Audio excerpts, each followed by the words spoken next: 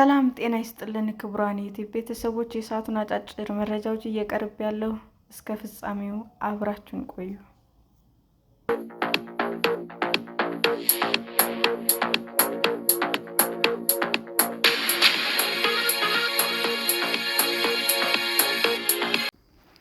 ሳውዲ አረቢያ ለሀብታም የውጭ አገር ዜጎች የአልኮል መጠጥ እገዳን አነሳች።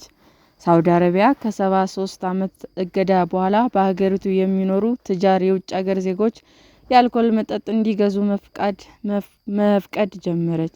ይህም ትልቅ እርምጃ እንደሆነ የተገለጸ ሲሆን፣ አስተያየት ሰጪዎችም ሀገሪቱ አሁን ላይ ያለችው ሕግ ወደ ጎብኚዎች ታሰፋዋለች ብለው እንደሚጠብቁ የቢቢሲው ሲምር ሐሽም ከራይድ ዘግቧል። ዲፕሎማሲያዊ መቀመጫ የሆነችው ሪያድ ለ10 ዓመታት ያህል የአልኮል መጠጥ ሽያጭን አግዳ ቆይታለች። በኤምባሲዎች፣ በቅንጦት ዘመናዊ መኖሪያ ቤቶች፣ ጥላ ባላቸው የእግረኛ መንገዶች፣ አረንጓዴ ቦታዎች እና በካፍቴሪያ ባህሏ የሀገሪቱን ወጣቶችና የውጭ ዜጎችን ቀልብ የምትስበው ከተማዋ አሁን ላይ ይህንን ሕጓን አላልታለች። በዚህም ሀብታምና ሙስሊም ያልሆኑ የውጭ አገር ነዋሪዎች የአልኮል መጠጦች እንዲገዙ መፍቀድ ጀምራለች። ሁለት የእስልምና ቅዱስ ከተሞች ያሏት ሳውዲ አረቢያ የአልኮል መጠጥ ሽያጭ እያገደችው እንደ አውሮፓውያን አቆጣጠር በ1952 ነበር። ነገር ግን ገጽዋን ለመገንባት በምታደርገው ጥረት ከቅርብ ዓመታት ወዲህ ማህበራዊና ኢኮኖሚያዊ ለውጦችን በማድረግ ለኢንቨስትመንቶች ምቹ መሆኗን እያሳየች ነው። በልዑል አልጋ ወራሽ መሐመድ ቢን ስልማን አስተዳደር ሲኒማ ቤቶች እንደገና የተከፈቱ ሲሆን፣ ታላላቅ የሙዚቃ ዝግጅቶችም ተካሂዶባታል። ከዚህም በተጨማሪ አስተዳደሩ ሴቶች መኪና እንዲያሽከረክሩ ተጥሎ የነበረው እገዳ አንስቶ እንዲሁም ይፋ የነበሩ ሃይማኖታዊ ፖሊሲዎችን ስልጣንም ገድቧል። ሕጋዊ የአልኮል መጠጥ ሽያጭ ጉዳይ ግን አከራካሪ ሆኖ ነበር የቆየው። የአልኮል መጠጦች መደብር መጀመሪያ ላይ የተከፈተው እንደ አውሮፓውያን አቆጣጠር ጥር 2024 የነበረ ሲሆን፣ መጀመሪያ ላይ ሙስሊም ያልሆኑ ዲፕሎማዎች እንዳይገቡም ገደብ ጥሎ ነበረ። ከዚያ ግን በ2025 ያለምንም ይፋዊ ማስታወቂያ በተዋወቀ አዲስ ደንብ ሀብታምና ሙስሊም ያልሆኑ የውጭ አገር ነዋሪዎች ወደ መደብሩ በማምራት ቢራ፣ ዋይንና ስፕሪት መግዛት እንዲችሉም ተፈቅዷል። ለዚህም በራይድ ብዙም ሰዎች በማይደርሱበት ሰፈር ውስጥ የሚገኝና ሚስጥራዊና ምልክት በሌለው ሕንፃ ውስጥ የሚገኝ አነስተኛ መደብር ይህ የፖሊሲ ለውጥ የሚፈተሽበት ቦታ ሆኗል።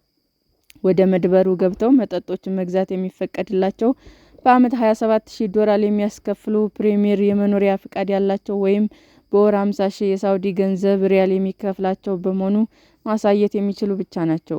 ፕሪሚየር የመኖሪያ ፍቃድ ፕሮግራም የተለያዩ መስፈርቶች ያሉት ሲሆንም በተለይ ለከፍተኛ የውጭ አገር ኃላፊዎች፣ ኢንቨስተሮች እና የተለየ ክህሎት ላላቸው ሙያተኞች የሚሰጥ ነው። በዚህ መሰረት የመኖሪያ ፍቃድ ያላቸው ሆነ የሌላቸው አልኮል መጠጥ ለመግዛት መታወቂያቸውን ማሳየት ይጠበቅባቸዋል። መታወቂያው ላይ ሃይማኖታዊና የመኖሪያ ሁኔታ በዝርዝር የሰፈረበት ነው። የመኖሪያ ፍቃድ የሌላቸው ደግሞ በመስሪያ ቤታቸው የተረጋገጠ የደሞዛቸውን መጠን የሚያሳይ ደብዳቤ ማሳየት ይጠበቅባቸዋል። የውጭ ጎብኚዎች ግን ወደ መደብሩ መግባት አይፈቀድላቸውም። ቢቢሲ ያነጋገራቸው ስማቸው የማይጠቀስ ደንበኞች ወደ መደብሩ ከመግባታቸው በፊት ስልካቸውን ማስቀመጥ እንደሚጠበቅባቸውም እና ከ1 ሰዓት በላይ ተሰልፈው እንደተጠባበቁም ተናግረዋል። ወደ ውስጥ ከገቡ በኋላ ግን አገልግሎቱ ቀጥተኛ እንደሆነ እኚሁ ተጠቃሚዎች ገልጸዋል። እንደ አውሮፓውያን ዋሪ መደብሩ ሙሉ እንደነበር፣ ዋጋውን ግን ከምዕራባውያን አገር ገበያ በ2-3 እጥፍ እንደሚልቅ፣ ሆኖም ከሳውዲ አረቢያ ጥቁር ገበያ የተሻለ ዋጋ እንዳላቸው ተናግረዋል። መደብሩ ወርሃዊ የኮታ ስርዓት አለው። ተጠቃሚዎችም እንዳሉት አንድ ሰው በወር ውስጥ 1 ደርዘን ስፕሪትስ መግዛት ይፈቀድለታል። ዲፕሎማቶች ደግሞ የዋጋ ቅናሽ ይደረግላቸዋል። በዚህ ላይ ከመንግስት የተሰጠ ይፋዊ ማስታወቂያም ሆነ ማብራሪያ የለም። በርካታ ሸማቾች መጀመሪያ ላይ የፖሊሲ ለውጡን የሰሙት በወሬ እንደሆነ ተናግረዋል። የመደብሩ ስምም በበየነ መረብ ካርታዎች ላይም አይታይም። አንድ ጓደኛዬ ነው በጉግል ማፕ አድራሻውን ያጋራኝ ብሏል አንድ እስያዊ ነዋሪ። ተንታኞች እንደሚሉት በአዲስ የአልኮል ፖሊሲ ለውጥ ላይም ባለስልጣናት የፈጠሩት ውዥንብር እርምጃው ምን ያህል እንደሚያስገድ ለማየት ሆን ተብሎ የተደረገ እንደሆነም ይናገራሉ። በጀርመን የቲንክ ታንክ ተቋም ካርፖ የመካከለኛው ምስራቅ ከፍተኛ ተመራማሪ የሆኑት ሰባስቲያን ስን ባለስልጣናት በጥንቃቄ ነው እየተጓዙ ያሉት፣ አንገብጋቢ በሆኑ ጉዳዮች ላይ አስፈላጊ ከሆነ 2 እርምጃ ወደፊት 1 እርምጃ ወደኋላ ለመጓዝ ፈቃደኛ ናቸው። አልኮል መጠጥን በተመለከተ ተመሳሳይ ሊሆን ነው የሚችለው ብለዋል። በእስልምና ሕግ አልኮል መጠጥ ክልክል ነው፣ አብዛኛው የሳውዲ አረቢያ ነዋሪዎች ዘንድም ይወገዛል። በዚህ ምክንያት ለ10 ዓመታት እገዳ ተጥሎ ቢቆይም በቤት ውስጥ ከሚዘጋጁ ጀምሮ ከውጭ እስከሚገቡት ድረስ አልኮል መጠጥ በድብቅ ይዘዋወራል። በመኖሪያ ቦታውም በሚዘጋጁ ግላዊ በሆኑ ድግሶች ላይም ይቀርባል።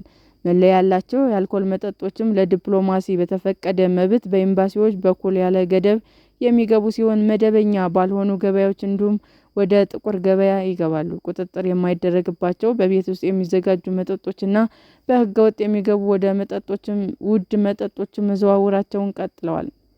በመሆኑም አሁን ላይ ያላቸው ህግ ወደ ቱሪስቶች ልታስፋፋው እንደምትችል ይገመታል።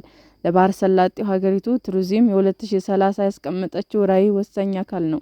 ሀገሪቷ ወደ 30 ሚሊዮን የሚጠጉ ዓለም አቀፍ ቱሪስቶችን መሳብ የቻለች ሲሆን ከጎብኚዎቹ ግማሽ ያህሉ ሃይማኖታዊ ባልሆኑ ጉዞዎች እየገቡ እንደሆነም የቱሪዝም ሚኒስትር አህመድ አልካትብ ተናግረዋል።